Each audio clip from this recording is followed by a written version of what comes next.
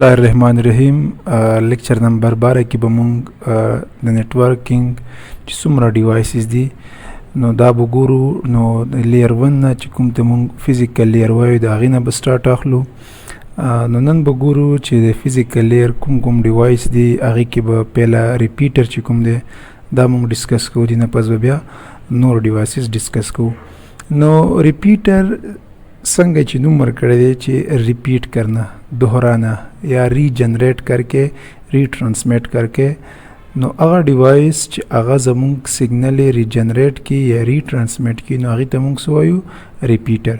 دا لیټ سپوز مونږ سره یو نیټورک دی، دا ټول یو نیټورک دی، خو دې کې د کوم میډیم چې دی یا کیبلز چې دی دا لیټ سپوز مونږ سره په 100 فیټ پورې کار کی او زمونږ کیبل دا ټوټل چې دی دا 200 فیټ دی.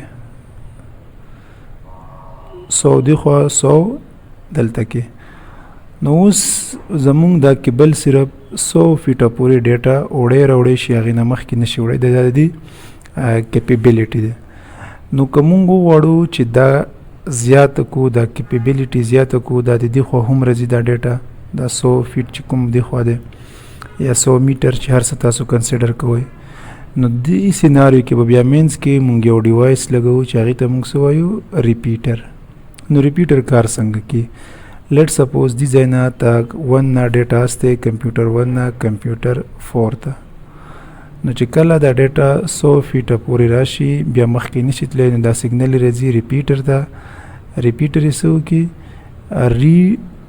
ریپیټ کی، ری ټرانسمیټ کی، هغې نه پس دې خوا راواستي دی بل سایډ ته. د ریپیټر په وجه چې زمونږ څومره ډسټنس هغه ټول کور کېږي، بس د دې کار صرف دا دی، دا صرف ډیټا راخلي او بل سایډ ته فارورډ کی. ریپیټر کې موسټلی 2 پورټ یو دا پورټ او یو دلته کې پورټ یي. دا ډایګرام کې تاسو وګورئ دا 2 پورټه دي 1 2. دا موږ سره وایر ریپیټر دی او د بل موږ سره دا وایرلیس ریپیټر دی. دا 2 پورټ ډیوایس دی اور داسې کې فارورډینګ دا تاسو ته ما ووایي چې دا ډیټا دې خوا فارورډ کی او د دې سیټ ډیټا دې خوا فارورډ کی.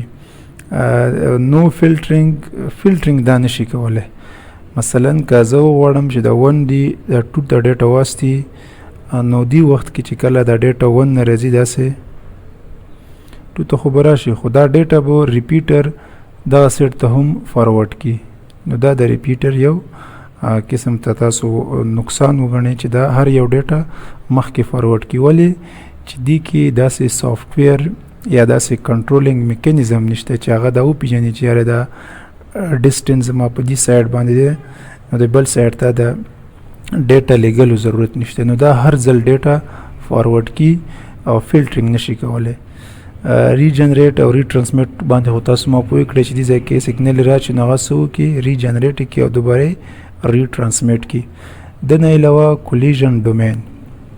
اوس کولیژن څه ته ویل کېږي؟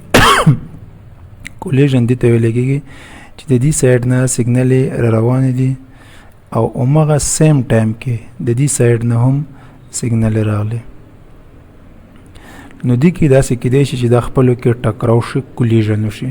نو کولیژن ډومین پاسبل دی ریپیټر کې چې څومره زیات ډیوایسز یي هغومره به زیات کولیژن کېږي. ولې چې دا لیټ سپوز دا هم ډیټا سینډ کی، دا هم سینډ کی، دا هم سینډ کی، دا هم سینډ کی.